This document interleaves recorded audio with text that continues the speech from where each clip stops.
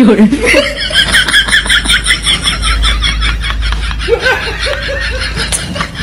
Mau kemana Islamnya?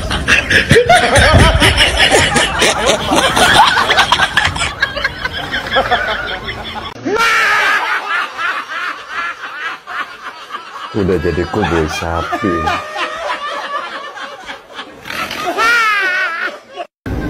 Kang Rawi, Apa maksudmu kau menemui aku lagi?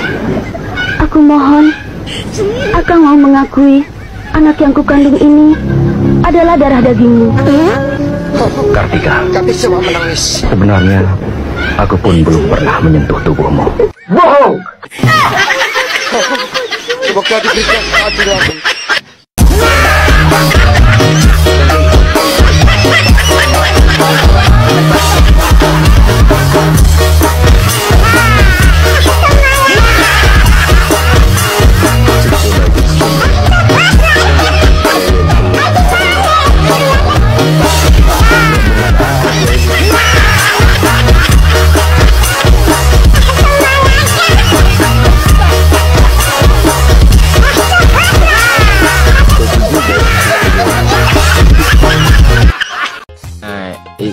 Ini parah nih.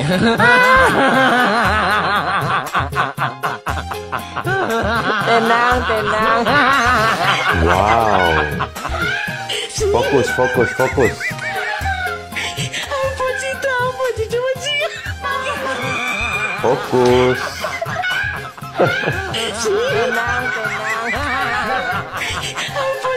Loh. Ngapain tuh? Tenang. Ketahuan. Halo guys, kembali lagi bersama saya di Freddy Kako Channel ya. Semoga kalian semua sehat-sehat ya. Nah, tadi hanyalah sebuah video hiburan semata. Nah, berikut ada dua video yang dimana seorang bapak ya, dia katakan bahwa Ibu Megawati ini adalah seorang yang pendendam. Seperti apa pernyataan dari bapak ini dan juga netizen-netizen yang lain terkait dengan PDI Perjuangan yang akhir-akhir ini semakin hari semakin menjadi-jadi. Kalau PDIP hanya dikalahkan oleh Prabowo tanpa ada unsur Jokowi, saya kira luka hatinya nggak akan sedalam begini. Ini soal politik seperti biasa. Ya. Kalah menang persoalan biasa. Bahkan nggak mungkin ada luka ya namanya kontestasi. Nah, itu yang saya sebutkan. Makanya tidak mengherankan kalau kemudian saya cek ya, dari bulan Juli sampai hari ini yang diserang itu Jokowi, bukan Prabowo Subianto. Itu artinya apa? Luka terbesar yang dialami oleh PDIP hari ini adalah soal bagaimana sikap politik Jokowi yang melawan partainya. Soal Mas Gibran dipecat dari PDIP, Mas, ini bagaimana tanggapannya, Mas? Menghargai dan menghormati keputusan partai. Rencana untuk gabung ke partai lain nggak, Mas, saat ini? Tunggu saja. Kan Golkar terbuka nih, Mas. Lihat senyumannya Mas Gibran, ketawanya dia itu plong banget ya kayaknya ya. Orang baru dipecat dia ya sama PDI Perjuangan, dianya malah bisa ketawa-ketawa, senyum lagi. Auranya semakin menyala. Ya gimana enggak ya, selama ini kan yang jadi beban kan ya, ya paham lah ya. Jadi di saat beban itu sudah enggak ada, hilang, ya Gibran itu semakin apa ya, auranya itu kelihatan gitu loh. Terus ada wartawan nanyain, Mas kira-kira mau masuk partai atau enggak setelah ini? Jawabannya apa? Ditunggu saja ya. 100.000 atau 1000%, 1.000.000% saya meyakini Gibran bakalan masuk ke salah satu partai. Masalah partainya itu apa nanti kita lihatlah ya. Yang paling inti adalah di saat nanti seorang Gibran bahkan Jokowi masuk di partai tertentu,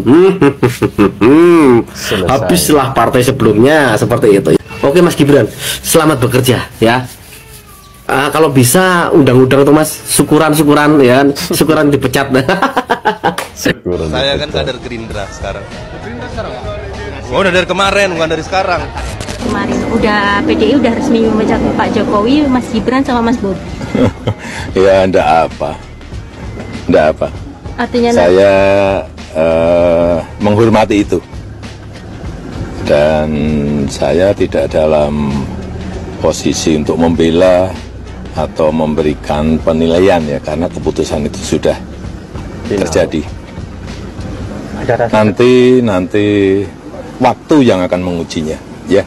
Jokowi tanpa kekuasaan masih diperebutin sama parpol. Ya iyalah. Ya kali ada yang mau sia-siakan the power of Jokowi. Partai yang ono aja itu ya, karena udah terlanjur sakit hati gitu, jadi terpaksa membenci Jokowi gitu, terpaksa gitu cari gara-gara sama Jokowi, terpaksa gue bilang mah. Demi harga diri, ya demi harga diri parpol, bukan demi rakyat. Sekali lagi, dari dulu juga masyarakat Indonesia itu sukanya ke Pak Jokowinya, bukan parpolnya. Justru masyarakat Indonesia yang tidak suka Pak Jokowi dari dulu itu disebabkan karena parpolnya dulu. Pakai heboh segala lagi umumin kalau Pak Jokowi udah nggak di partai itu. Ya elah, masyarakat Indonesia juga udah pada tahu kali dari dulu, ya kan? Justru itu harapan masyarakat dari dulu sebenarnya. Dari sejak Pak Jokowi menjabat itu sebenarnya masyarakat itu pengennya, aduh keluar aja nggak sih Pak dari parpol itu, ya kan? Karena lu itu, ya tanpa parpol itu di atas, ya. Tapi parpol itu tanpa lu di bawah. Bu Megawati sewot sama Pak Jokowi yang dapat rumah dari pemerintah pasca tugas. Ternyata beliaunya juga kepingin dapat rumah. Jadi kurang ajar. Sopo akune sing gawe ontran-ontran nggih video kayak gini ki, nggih tulisan kata-kata kayak gini ki, jangan kurang ajar kuwi. Tapi ada bener kowe Kang. Lah iya toh, Mbah Megawati wi biyen dadi presiden nyapor ah gekne omah bapake sik dhek memerintah. Sing berkuasa wi nyapa kok ora usul njaluk gekne omah ngono lho. Utawa langsung digekne omah dhewe ge Pak Karno. Kok saiki lagi bingungi gembredek gemberah karepe dhewe arep usul arep ngurus diurus ning pemerintah jaran njaluk gekne omah ge bapake jere. Lah wong wis ora enak, wong wis ninggal gekne omah. Paling sing nggene ya anak putune minggu terusan. Enak-enak Mbah Mega iki saya tuweke pola iki jan enak mas aku. Tapi ada bener iki nggih Kang. Iki video iki sapa sing gawe iki jan enak-enak jan. Lah ya to, lek menurutku pribadi ya winginane nyapa pas Jokowi njabat sebagai presiden kan ya wonge dheke to, wonge Mega. Nyapa ora usul jang gekne omah kewe almarhum Pak Soekarno kuwi. Kok malah saiki lho, pas pemerintahane Prabowo iki jan gua duit ae mas aku malah wis enek-enek. Komen sak kene Kak, komen iki, komen di sebelah kene komen. Crit. Jadi saya bilang sama Hasto, udah nggak usah takut. Nanti kalau kamu diambil, aku pergi ke Kapolri. Aku bilang gitu. Coba pingin apa ngomong si Kapolri itu.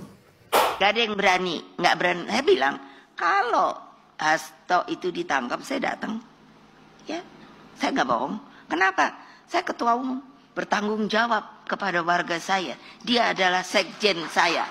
Ibu Megawati terhormat, sekarang ini zamannya Bapak Prabowo. Siapapun yang bersalah harus diproses hukum. Betul. Kalau mau tenang, mau aman, bekerjalah sesuai aturan negara. Jangan korupsi. Jangan semena-mena. Kalian itu dipilih oleh rakyat untuk kepentingan rakyat dan negara. Bukan untuk kepentingan pribadi. Jagalah amanah itu dengan baik. Jika kalian ingin aman. Seperti itu, bos. Ayo jangan hanya memperkaya dirinya sendiri, pikirin rakyat.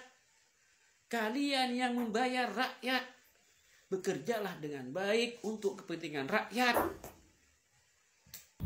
Bola, iki lho Bu Mega gur diundang Golkar bingung ngene iki. Bola ya. Ini hari ini saya diundang tumben sama si Bahlil. Yo kan UTN apa? Diundang salah nggak diundang salah. Golkar. Aku bilang sama Hasto, aku diundang ke Golkar. Terus engko aku muram opo cengar-cengir yo. Lah iya dong. Kan aku dimusuhin sak jagat Dewa Betara. Nyun sewu Bu Mega, panjenengan niku pripun? Kula dadi geli. Geli Bu ningali video niki. Jan. Ngeten lho Ibu. Panjenengan niku kan ketua umum PDI Perjuangan. Panjenengan niku kan ketua umum partai. Ketua umum partai PDI Perjuangan. Lah Pak Bahlil itu ketua umum partai Golkar. Nek menurut kula lho kok ya apik mawon sae yang dilakukan Pak Bahlil itu mengundang sesama ketua umum partai untuk ikut hadir di HUT ulang tahun partainya. Kalau nggak keliru yang ke-60 nggih niku. Jadi kan niku memandang sesama kolega ketua umum partai. Ini kan sae, Bu. Lah demikian pula halnya Pak Bahlil itu melakukan, kalau menurut saya sih terobosan bagus. Menjalin silaturahim. Yo aku arep ulang tahun teko yo. Ulang tahun partaiku, kan sesimpel itu, Bu. Nah, panjenengan kan juga ketua umum partai. Posisinya sama jenengan, Pak Bahlil, terus siapa itu si Kaisang, kan sami, Bu. Gitu. Nah, kalau diundang kan mestinya malah matur nuwun. Itu kan satu penghargaan, Bu.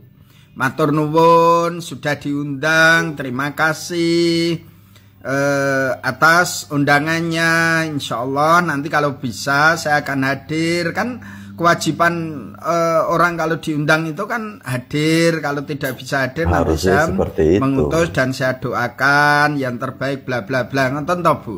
Orang malah nggih gojekan kayak ngene. Lan jenengan ngendikane, oh ndek iki aku dimusi wong sak jagat raya kok diundang. Ini persepsi jenengan niku pripun to, Bu? Kula iki khawatir jenengan iki wis yo. Soal jenengan merasa dimusuhi kabeh itu kan persepsi personal jenengan mawon to, Bu. Terus jenengan ini karo sih kita enek koordinasi dengan Pak Hasto terus sehingga ya gitu-gitu terus. Warna PDI Perjuangan nanti akan ngoten terus, Bu. Pak Prabowo nyampaikan, ayo masuk ke koalisi kita bareng-bareng di dalam menjalankan pemerintahan ini. Saat itu kalau nggak keliru jenengan kan ngendikan tak main-main ke dikit. Nah ini loh Bu, kunci loh kalau kata-kata ini ya. Ini apa bijak? Lah sekarang demikian halnya, jenengan diundang. Ayo kita ada hari ulang tahun, hadir, jenengan malah ngendikan ngoten iki piye, Jang? Lah nyuwun sewu lho, Bu. Jenengan merasa orang yang terzolimi. Kalau ini digunakan strategi untuk menarik simpati warga konstituen, kayaknya nggak mempan lagi, Bu. Nggak mempan cara ininya itu. Yakinlah, cobi mawon diterus nih. Kayaknya nggak mempan strategi ini, kayaknya loh. Okay. Dalam politik itu apa permusuhan apa abadi toh, Bu? Coba jenengan niku, jenengan cerna lah. Jenengan cerna. Lah kalau kayak gini terus napa ya enggak ngeman toh, Bu. Ngeman panjenengan, ngeman partainya panjenengan dan juga ngeman kader-kaderin jenengan. Kalau jenengan gini terus, Bu. Kalau mesak ke jane. Mesak nih. Pun lah mundur mawon, Bu. Mundur nek menurut kula. Mundur, Bu. Awet. Ya, menanggapi terkait dengan celotehan Ibu Megawati ya saat ulang tahun Partai Golkar beberapa hari lalu, ketika itu kan Ketua Umum Partai Golkar si Bahlil ini kan mengundang sesama Ketua Umum untuk menghadiri acara ulang tahun tersebut. Namun reaksi mengejutkan datang dari Ibu Megawati Soekarno Putri. Dia bahkan bertanya kepada si Hasto yang seharusnya tidak perlu lagi dipakai sebagai sekjen ya menurut saya. Katanya, toh ini saya mau diundang nih. Kira-kira kalau saya datang ke sana, saya harus gimana ya? Lah, namanya ulang tahun ya kita harus ceria. Kemudian terkait dengan pemecatan 27 kader PDI Perjuangan ya, yang termasuk di dalamnya itu ada Bapak Jokowi, Mas Bobi dan juga Mas Gibran. Ini sangat menarik ya. Kenapa baru sekarang PDIP itu baru secara resmi memecat ketiga orang ini. Padahal sudah terang benderang, sudah sangat jelas bahwa ketiga orang ini sudah tidak lagi bersama dengan mereka. Bahkan tadi secara terang benderang juga si Bobi Nasution sampaikan bahwa saya bukan lagi PDI Perjuangan, tapi saya sekarang sudah di Gerindra. Ini tentu akan akan semakin membuat PDI Perjuangan itu sakit hati. Nah, biasanya kan orang yang dipecat itu kan stres ya. Ini beda. Ketika dipecat malah mereka bahagia. Perhatikan bagaimana wajahnya Mas Gibran tadi, wajahnya Mas Bobi, ya, wajahnya Bapak Presiden Jokowi. Mereka dengan santai menanggapi pemecatan itu, ya, karena memang di luar sana sudah banyak yang mengantri ya. Kalau saya berpendapat Megawati itu sudah has been. Dan kalau dia pinter, dia sekarang mundur, masih terhormat. Secara khusus Megawati ini pendendam dikenal. Jadi karena itu untuk memperbaiki hubungan itu paling sulit. Ini sombong nih sudah nih PDIP ini. Jangan dia kira dia pula yang harus menentukan semua. Dia itu sombong karena dia kira betul-betul dia hebat. Padahal dia dalam pikiran benak kita bilang alamak, yang ini pula yang hebat. Kan dari permulaan mau juga anaknya, puan. Tahu-tahu puan itu 1% terus. Itu paling besar salah mereka juga antara lain. Karena pasangannya Pak Mahfud. Kartu mati. Mereka tidak mengadakan koreksi. Malah mereka merasa akan menang juga. Bodoh toh. Si Jokowi itu lu harus jadikan teman. Lu jadikan dia lawan, modal sendiri lu kan. Sistem mereka masih paternalistik. Ya sama seperti abad menengah. Halo sahabat isi, informasi kali ini terkait pandangan Yusuf Wanandi, aktivis dan peneliti senior yang juga salah satu pendiri CSIS, yaitu Center for Strategic and International Studies. Yusuf Wanandi memang blak-blakan saat mengomentari setiap isu politik yang sedang hangat, seperti saat Yusuf Wanandi tampil di podcast Total Politik dengan dua host andalannya Ari Putra dan Budi Adiputro. Dalam podcast tersebut bahkan harus banyak disensor karena memang pernyataan Yusuf Wanandi terbilang keras dan pedas. Apalagi saat menyorot PDIP dan Megawati. Tak perlu berlama-lama, yuk kita simak bersama video berikut ini.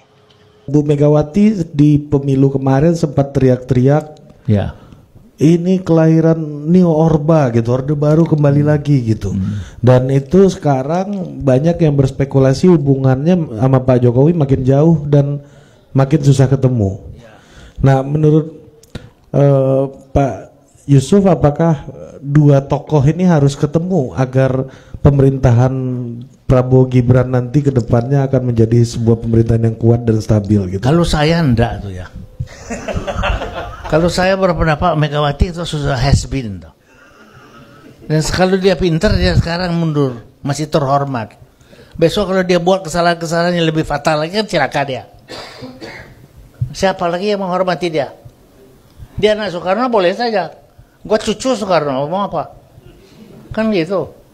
Jadi makanya saya bilang, ya sudahlah, the past has been the past. Ya toh, jadi tapi ini bukan sifatnya Megawati itu. Secara khusus Megawati ini pendendam dikenal. Jadi karena itu untuk memperbaiki hubungan itu paling sulit. Lalu menurut Prabowo dia sudah 3 kali, 4 kali minta ketemu, nggak mau ketemu. Ya gitu. Oh, udah minta ketemu, Pak.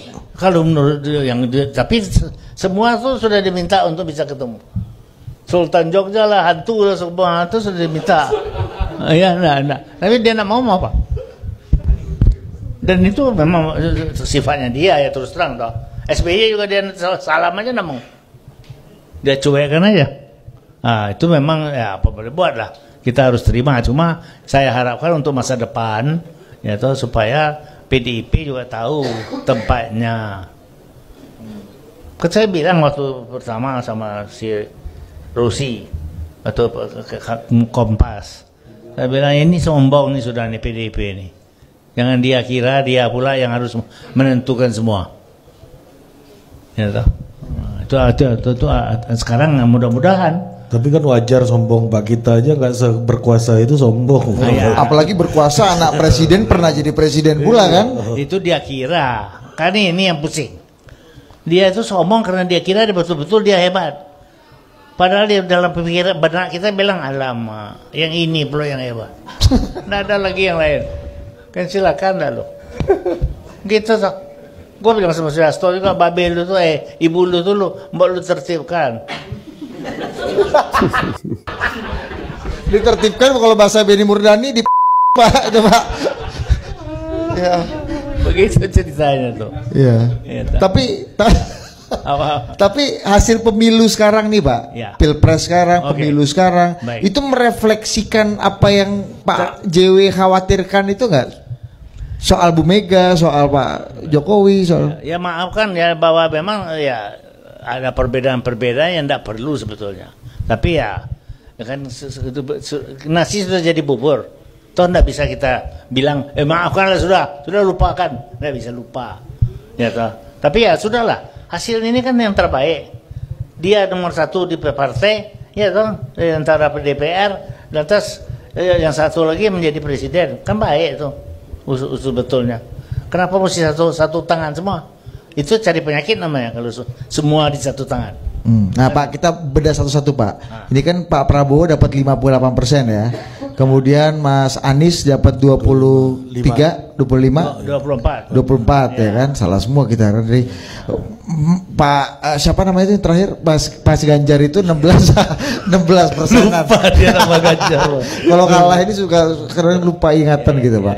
Nah, oke dari Ganjar dulu Pak. Ini Ganjar ini kan selama tahun 2022 kan survei-surveinya CSIS bahkan itu udah mengatakan Ganjar itu ada di 30-an% Pak, tinggi sekali. Nah Pak, banyak survei mengatakan bahwa sampai 33% sepanjang tahun 2022 sampai 2023 pertengahan, dan kemarin juga Sekjen PDI juga mengatakan ini survei-surveinya aja 33% gitu. Bahkan Sekjen PDI bilang menurut algoritmanya Ganjar Mahfud Pak, itu angkanya itu 33% Mas. Aduh, inilah penyakit mereka itu. Mereka itu gua juga bilang sama kita ngomong-ngomong tentu ya. Kan sama Sofyan kan tentu gua ngomong. Nggak ada urusan kenapa nggak ngomong meskipun gua pro sini dia pro sana. Jadi gua bilang gua punya survei mengatakan, dan ini gua bilang hasil dari orang yang gua paling percaya namanya Hasan Nasbi ini ya enggak. Itu yang paling benar itu cuma begini. Kalau dapat begini itu dari mana? Angkanya bahwa kita semua salah. Dia yang paling benar. Yang benar aja. Gue bilang dari mana? Itu mulai itu kita cara-cara penghitungan yang pakai segala rumus ini, rumus itu, big data segala. Big data apa? Angkanya yang benar yang mana? Iya toh. Jason Script namanya. Kenapa? Jason Script namanya katanya. Itulah makanya. Tidak benar semua tuh. Jadi tidak tahu gua dari mana keahlian mereka itu, tapi itu keahlian dari Andi paling jago tuh. Andi Wijaya tuh. Mau yang begini hitung. Gua bilang lu gila, lu dari mana dapatnya? Gua punya logika aja bilang pasti lu kalah. Nggak usah kau hitung. Maksudnya mau lu lebih tahu gua bilang. Saya marah si Sofyan mengatakan lu terlalu mengebu-ngebu, lu pasti salah. Ya toh. Nggak lu dengar gua. Begitu. Oh ya, menurut Bapak bisa sampai 16% Mas Ganjar dari yang di survei awal 30-an% itu gimana Pak? Masuk akal kan? Ya, JW merefleksikan angka itu. Makanya tuh waktu saya mempersoalkan angka dengan Sofyan, itu saya juga justru ini yang saya tidak percaya bahwa mereka itu kok bisa begitu sampai itu di mana caranya? Ya, katanya ahli ini ahli itu. doang. Ya udah, apa ahli apa? Apa itu? Hah? Pak. Pak. Ya. Ya, menurut Bapak kenapa Mas Ganjar bisa dapat 16% itu apa yang menyebabkan Ganjar bisa Jatuh. segitu Pak? Ya, Jatuh. pertama kalau menurut saya terang adalah tidak dipersiapkan dengan baik. Kan dari permulaan mau juga anaknya puan. Tahu-tahu puan itu 1% terus. Mau diapain? Oh, terpaksa lekas harus kembali kepada Ganjar. Ganjar yang kondor. Nggak siap juga karena akhirnya dia nggak tahu sendiri benar atau enggak jadinya. Kan gitu. Jadi confused. Tapi Ganjar kan calon presiden pertama yang dideklarasikan ya, Ria? Iya. Iya, sebelum yang lain. Tapi kan dideklarasikan satu, tapi yang dia mau kan anaknya. Gimana yuk? Ngomongnya iya, wow ini itu, tapi puan, bisa matiin dah lo. Tapi kan akhirnya udah diganjar Pak. Kan Ganjar itu bulan apa Ria? April ya?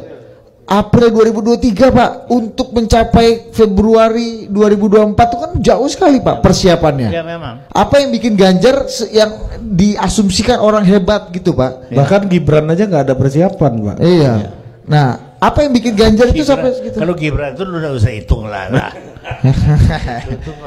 Itu cuma yang asal kita jaga aja, jangan jadi penyakit besok. Itu aja. Iya. Iya toh, terus terang. Ganjar dulu Pak, Ganjar. Nah, artinya apakah suara PDI nggak sekuat itu dan apakah sosok Mahfud juga nggak ikut membantu? Itu paling besar salah mereka juga antara lain karena pasangannya Pak Mahfud kartu mati. Nggak ada satupun yang dia bisa sumbangkan, terus terang aja. Dia ahli hukum. Kalau urusan hukum lu tanya tahu lah dikit-dikit. Tapi yang lain apa taunya? Lu tanya ekonomi, modarnya sampai modarnya mereka nggak ngerti. Gitu. Bodoh-bodoh saja mereka. Kalau menurut saya. Ganjar kan nggak bodoh Pak, pinter dong. Ya, nggak terlalu pintar juga tak? Dia nggak bodoh, tapi nggak terlalu pintar juga. Oke. Bekas Gubernur Jawa Tengah Pak. Ini satu lagi Pak. Ini PD Ganjar kalah di kandang-kandang yang identik dengan PD Perjuangan. Apa menurut Bapak? Itu makanya saya bilang sebetulnya, lu tahu sendiri. Saya bilang toh, alasannya kalau Ganjar ini orang baik, sudahlah. Supaya dia itu masuk surga saja. Jangan atur dunia. Nggak bisa, gitu loh. Kartu mati mau diapain? Ya toh? Bener nggak? Gubernur Jawa Tengah loh Pak padahal Pak. Tapi kalah di Jawa Tengah itu maknanya apa menurut Bapak? Ada yang kalah di Jakarta. Dia gubernur Jakarta juga. Apa enggak? Lu punya si Anies itu enggak gubernur Jakarta. Dia kalah di Jakarta. Menang Pak. Kalah ya. Pak, menang pula dia bilang. Bali Pak, PDI itu kan Bali Pak. Iya. Nah ini kalah juga. Iya makanya fenomenanya itu kenapa Pak? Ya menurut saya ya waktu dia sudah sudah terbelakang itu, mereka tidak mengadakan koreksi. Malah mereka merasa akan menang juga. Jadi saya tidak ngerti betul-betul waktu itu, makanya saya bilang sama si Sofyan, lu pasti itu dari mana hitungan lu tuh? Gua kan cuma logika aja gua pakai, pasti tidak mungkin. Nah, bagaimana bisa ya pakai big data apa segala hantu? Nggak ada. Pak, salah. Ada yang bilang karena Ganjar belakangan angkanya turun terus karena dengan keras menyerang dan berhadapan-hadapan dengan Jokowi, bukan Prabowo Pak. Jokowi yang dia hantam terus. Nah, menurut Bapak gimana? Itu bodoh toh. Si Jokowi itu lu harus jadikan teman. Lu jadikan dia lawan, modal sendiri lu kan. Oh sorry, ya modal sendiri lu. Jangan salahkan orang lain, salah lu sendiri. Mestinya lu punya orang, mestinya lu pakai, enggak lu pakai, malah lu bikin jadi lawan. Modal lu. Kan gitu tuh. Kenapa PDI gagal menjadikan Jokowi sebagai banteng yang berbaris gitu? Sebagai teman yang membawa mereka melenting lagi. Lu tanya ibu. menurut bapak gimana? Ya ibu. Ibu yang enggak mau. Mau apa? Nggak bisa lagi apa? Siapa yang berani menentang? Kan gitu. Ibu Pak kan ibu kan orangnya kan membaca data Pak. Makanya dia mencalonkan Ganjar. Ya. Kalau dia pakai perasaan kan seperti kata Bapak tadi. Harusnya kalau pakai perasaan preferensi ya Mbak Puan aja wong anaknya gitu kan. Itulah maka itu sistem mereka tidak tepat. Sistem mereka masih paternalistik. Ya sama seperti abad menengah. Ya tuh, Sri Paus lu dengar.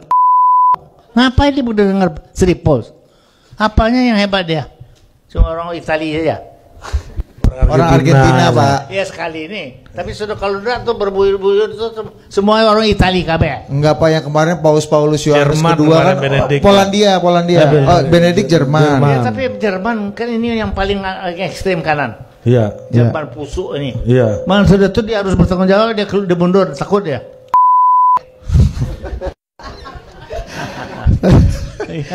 Paulus Yohanes kedua yang terkenal kan Polandia Pak. Itu kan omong kosong. Itu digede-gedekan karena Amerika mau untuk melawan Rusia. Jadi digede-gedekan ya wah melawan semua komunis sama segala. Mau omong kosong semua, nggak ada benernya. Menurut gua kan Katolik. Iya makanya. Kalau yang ini kita nggak sensor karena berhak dia. Pelajaran apa buat ibu ini sebelum ke Anies ya Pak dan nanti ujungnya Prabowo. Oh ini panjang nih. Panjang. Pelajaran apa Pak untuk Ibu Megawati dan Ganjar Pranowo Pak? Apa? Pelajaran apa? Dari angka 16% ini pelajaran apa yang penting untuk? Sebetulnya dia mempunyai kesempatan yang baik dan PDIP itu memang dia bina sudah mempunyai landasan yang cukup baik. Nah, tetapi kalau begini caranya membina yang tidak tentu, kadang begini, kadang-kadang begitu. Jadi lama-lama juga tidak ada banyak artinya. Toh. Sekarang aja sudah sama Golkar. Besok siapa bilang? Nah, kalau dia tidak ada, siapa yang menjadi PBB? Siapa Pak? Dia tidak tahu Pak. Kalau PDIP aja tahu, hebat dia sudah. Dia pun tidak tahu. Ada aja lu ini. Iya Pak. Nah, bagaimana menurut kalian? Apa setuju dengan pandangan Yusuf Wanandi? Yuk komen di kolom komentar. Sampai jumpa.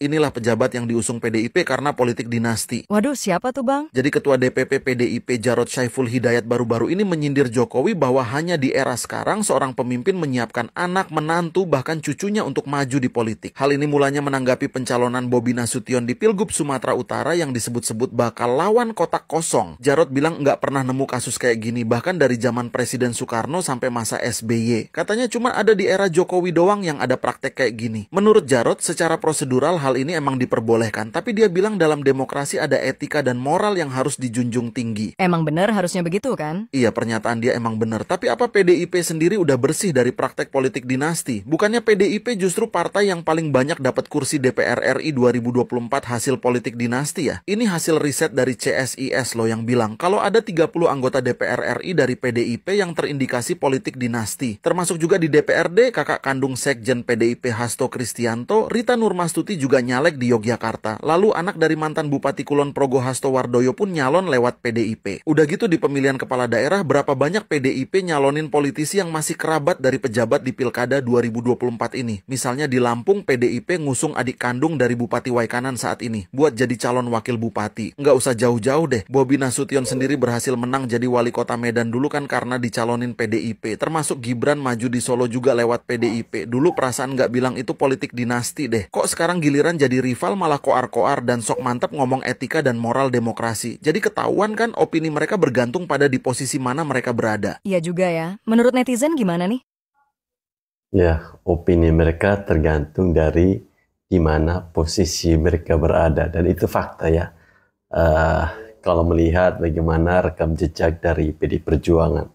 Kalau lagi berkuasa, ya segala sesuatu yang terlihat tidak baik, mereka diam-diam saja. Namun ketika sudah tidak berkuasa, semuanya salah di mata mereka.